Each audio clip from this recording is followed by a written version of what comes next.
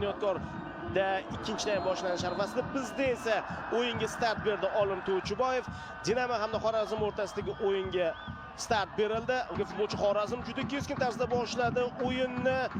Ikkinchi hujumini ko'rmoqdamiz demoqchi edim. So'nggi pallada to'p yo'qotganligi bo'lishganda, yo'q, hali hamon hujum davom etadi. To'p jarima maydoniga kiritilmadi. Dinamo hali maydonning o'ng tomoniga borgani yo'q. Olsidan berilgan zarba to'p to'g'ri darvozabonning qo'liga edi, Nemanovning qo'liga kelib tushyapti. Hujumda ijodkorlik borasida esa ozgina yana to'p o'tirgan Stanoyevichning oyog'iga kelib tushdi o'zi ham.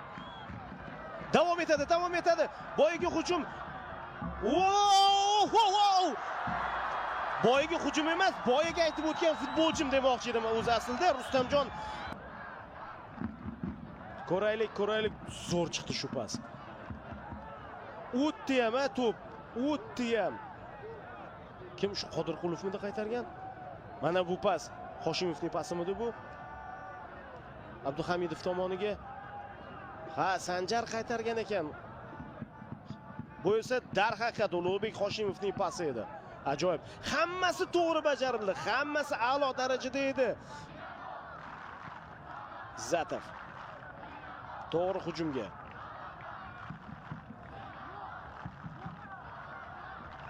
Xorazmning hujumi 1-1. Voy! 1-1 holatdan hozir foydalana olmadi Umidbek Sultonov. Xorazm 2 marotaba golga juda yaqin keldi. Birida chiziq ustidan Qodirqulov qaytardi. Mana bu yerda 1-1 chiqarib yuborishyapti. Boya aytdim-ku, ikkala jamoada ham to'p uzatishlar ajoyib bo'lyapti. Juda qiziq to'p uzatishlar bo'lyapti. Yana shiddatlashyapti. Bu yerda ofsayd bormi yo'q, keyin o'ylab ko'ramiz, keyin ko'rib chiqamiz. Hujum esa davom etadi. Ulug'bek ofsayd bor. Ikkinchi raqam ostida o'ynaymiz. Ofsayd bor ekan. Himoyani mustahkam ushlagan holda biroz faullash kerakmidi balkim Firdavs Abdurahmonov. Bunday bo'lmadi. Qodirqulovning o'rniga maydonga tushgan Abdullayev tezda o'yinga kirishib ketishga harakat qildi va buni hozircha uddalayapti ham. Abdullayev aynan to'p bilan u jarima maydoni ichida. Abdullayev nima o'ylab topadi? Unga qarshi juda sich o'ynashmoqda raqiblar. Yo'l topildi. Zarba! Samarqandning birinchi zarbasi. Qarshi ikki kishi turishganda biroz muddat to'pni ushlab turdi. Abdullayev keyin esa bo'shroq qolgan Tigran Avanesyanni qidirib topdi. Darvozaga qarab ketayotganda darvozabon qutqardi, lekin ikkalasi ham xavfli edi umumiy ko'rinishda baribir.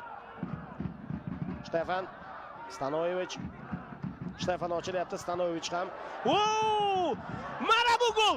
Mana bu yo'q joydan o'ziga o'zi olib kelish deyiladi darvozabon. Kerakmidi shu? Va Xorazm tarkibida kim? Mana shu 94-raqam egasi Rustamjon Abduhamidov golga haqli edi hammadan ko'ra. Sal o'ziga kelganda yuqoridan yana o'ynashni boshladi. Qanday qilib hozir bu tariqa to'pni uzatish mumkin darvozabon? Edem Nemanov kimga bermoqchi edi u? Ro'parasida Stanoyevich o'ng tomonida qarang. Ayni raqib kelayotgan nuqtaga o'ziga o'zi mana shu sharoitni yuzaga keltirib, qovurib, dimlab, pishirib o'zi yedi shu oshini Abduhamidov.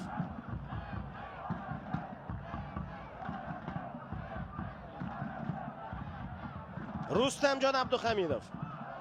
Boya gol urish golga juda yaqin kelgandi. Juda ham muhim. Abramovning qanday yo'l tutishi Jumaboyev. Ichkarida to'p jarima maydonchida. Zarba!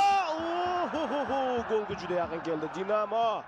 Abdurahmonov ko'p vaziyatga ega bo'lyapti. Ya'ni yaxshi nuqtaga chiqib boryapti. Yo uni zarbasini bloklashyapti, yo ozgina zarbada noaniqlik, xullas golga erisha olmadi. Ha, birinchi taym tugadi qadrli do'stlar. Yaxshigina tezlikda o'tdi. Buning uchun tashakkur ikkala jamoaga ham va xuddi shu tempda ikkinchi taymda bahsni davom ettirishlarini tilab qolamiz. Tanaffus ikkinchi taymda bu savollarning javobini birgalikda bilib olamiz. Xorazm birinchi taymda kamida bitta golga haqli edi. Agar vaziyatlarning barchasidan unumli foydalanganida, balkim hozir 3-0 hisobda oldinda borayotgan bo'lishi ham mumkin edi. Endi taymning eng yaxshi futbolchilaridan biri edi u. Agar eng yaxshisi bo'lmasa, zarba bor, darvozabon o'z o'rnida. Burchak zarbalari borasida ayniqsa ikkinchi taymdan keyin, ikkinchi taym davom. Mana bu blok. Hakam yo'q dedi hech narsa. Xo'sh, Tigran agar bo'lganda ham bu penalti emas edi. Intilda oyog'ini cho'zdi, qaytardi to'pni, lekin shu bilan jarohatlanib maydonni tark etdi. Bahsni davom ettira olmadi.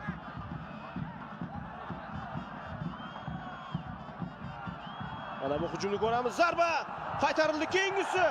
Oyoqni to'g'ri qo'ya olmadi Haydarov. Darvozabon Umidjon Ergashev mana bu yerda diqqat qiling, zarbadan keyin to'pni ro'parasiga qaytaryapti-da. Bu ham aslida to'g'ri emas.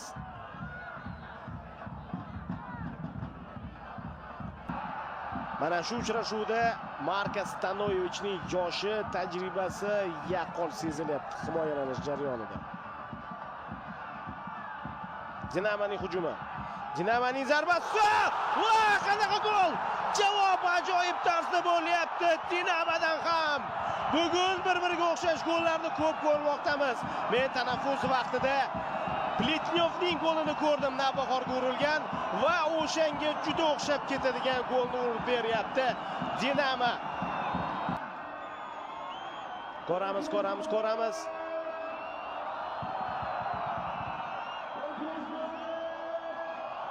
Plitnyovniki sal boshqacharoq chiqqandi, lekin bu ham o'ziga xos. Aylantirib to'pni tushiryapti. Ergashev harakat qildi, intildi, lekin yeta olmadi, hech narsa qila olmadi.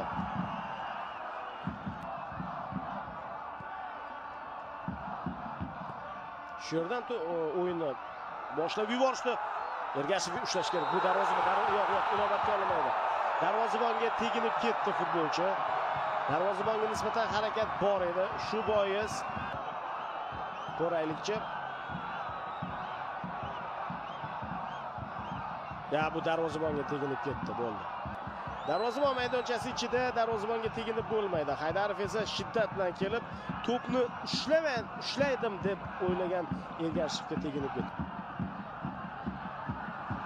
Ofsayd yo'q emasmikin? U yog'iga zarba 2-1 emas.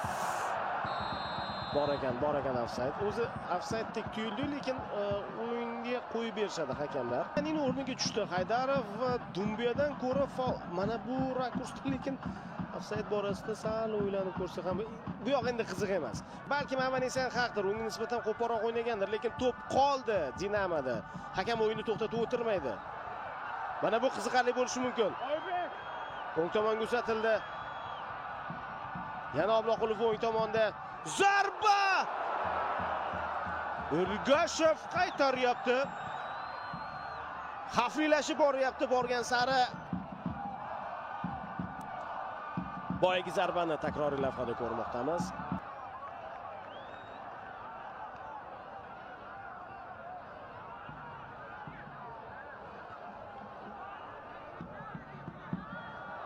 Yana bir aniq pasni amalga oshirdi o'rtadan Avanesyan. Mana bu zarba esa yashirin tarzda amalga oshirilgan zarba gol bilan tugayapti. Jahongirbek Abdusalomov Dinamoni oldinga olib chiqdi.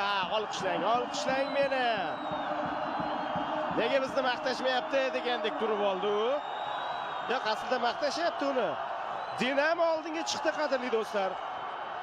Xorazm ikkinchi taymda o'yinni biroz bo'shashtirgandek bo'ldi. Aslida bunga Xorazm tayyor turish kerak edi. Qarang, mana bunday harakatni zarba berishga chog'lanayotganligini hamma bilib bo'ldi. 1, 2, 3-sida. Ikkita chalg'ituvchi harakat 3-sida. Abdusalom 1.